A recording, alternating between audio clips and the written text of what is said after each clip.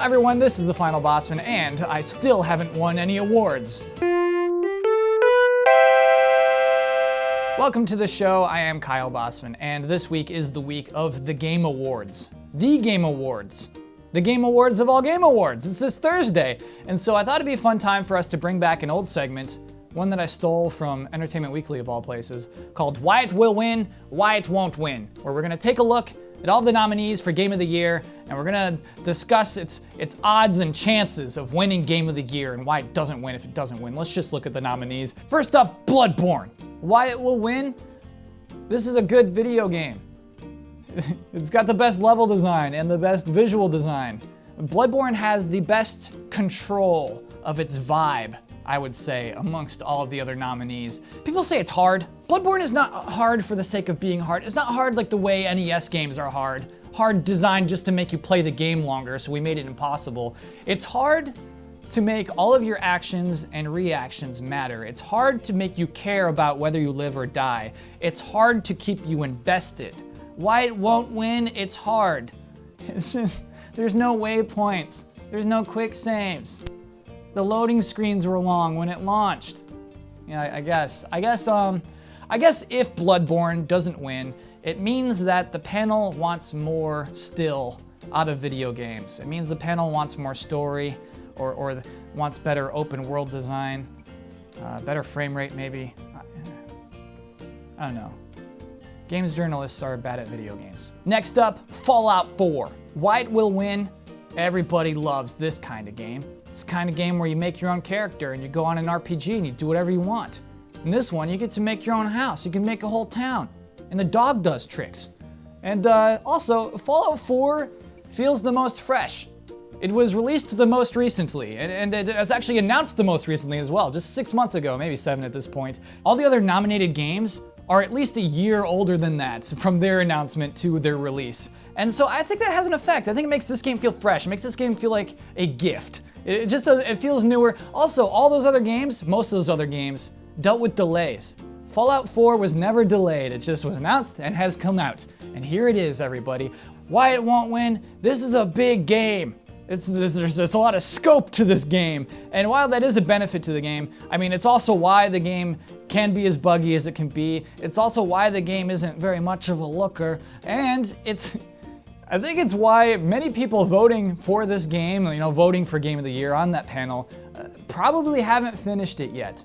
And that might make them less comfortable with voting for it if they haven't really put in the time yet. It has just come out 3 weeks ago. But to negate that point immediately, Dragon Age Inquisition did win Game of the Year at the Game Awards last year. So, I mean, I can say with some confidence that was probably not completed by most of the voters at the time. Didn't it come out in December? Oh my God. You didn't finish that, you bunch of dumb voters. You just liked the first hour? Nah, Dragon Age, it looks good enough. A bunch of stinkers here. I'm not voting for Donkey Kong. Okay, Dragon Age, you win. We should move on. Metal Gear Solid 5, The Phantom Pain. Why it will win? I don't care what any of you say. This is the best directed video game on this list and of the year. What other game opens with David Bowie? Huh? What other game has a bunch of weird orange bars, lens flares that appear anytime there's some anachronistic technology on the screen? What other game has extensive cutscenes of Huey progressively building a big robot tank that becomes completely irrelevant to the story? That's right. The actual point I want to make is, though, yes, sure, the story is not great and the writing is not great, but the presentation and the execution and the performance are the best. What I'm saying is, hey, rest of you nominees, your cutscenes are janky. Fix them.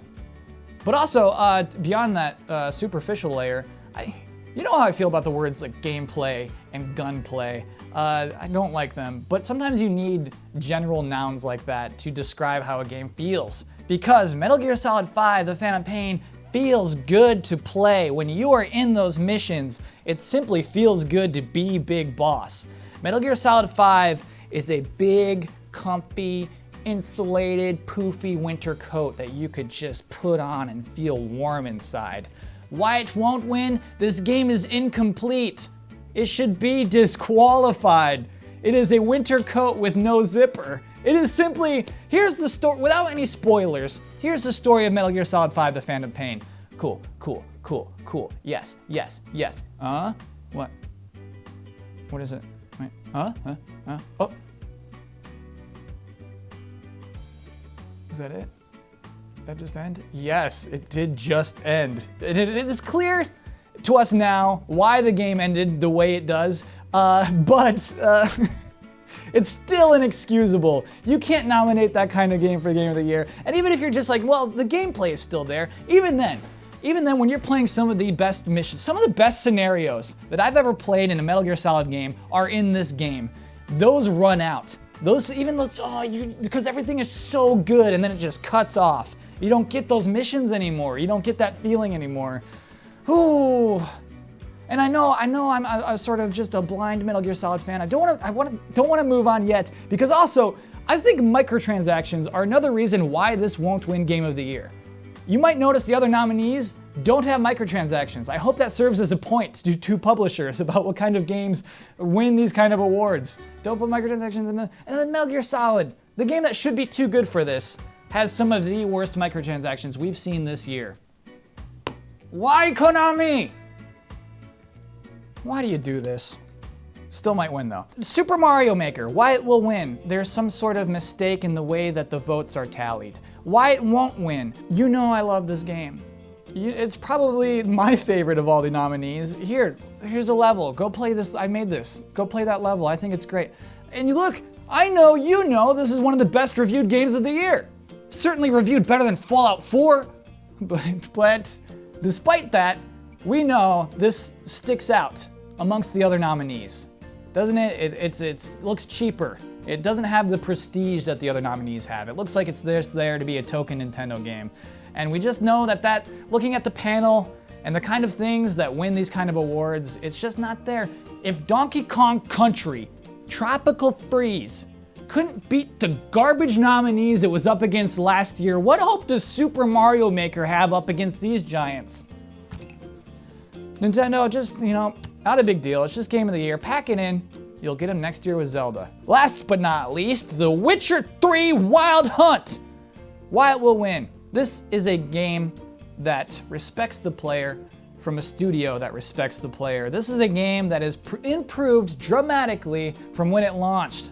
And this is a game that gives you a quest with not only things to do, but also people to care about. And I think that's why a lot of people are really receiving it well. And again, if we're gonna look at this panel's history, again, it's just the second year of the Game Awards. If we're gonna look at this panel's history, last year, yes, they did give the Game of the Year award to Dragon Age Inquisition. Questionable, yes. But I ask you, everyone, what if somehow there was a game that was superior to Dragon Age Inquisition in every conceivable way?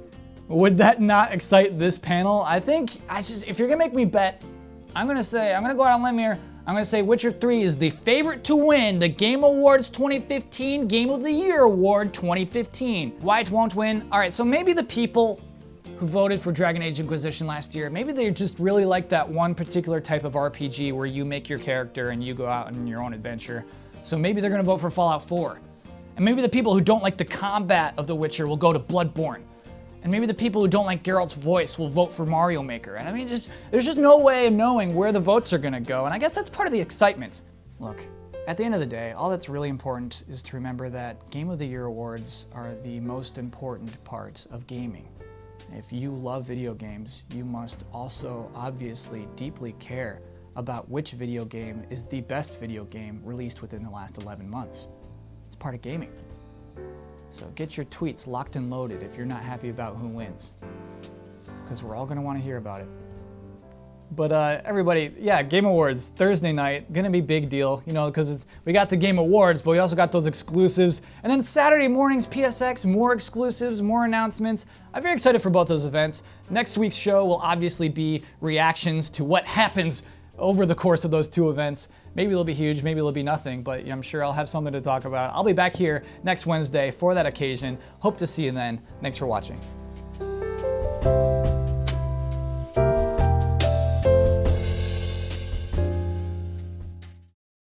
Hey everybody, just wanted to give you a clarification on something I talked about last week. Last week, I criticized Tomb Raider, Rise of the Tomb Raider, for its progression between Tomb Raider and Rise of the Tomb Raider, particularly the marketing. I want to make it clear, I'm making fun of the marketing, not the game itself.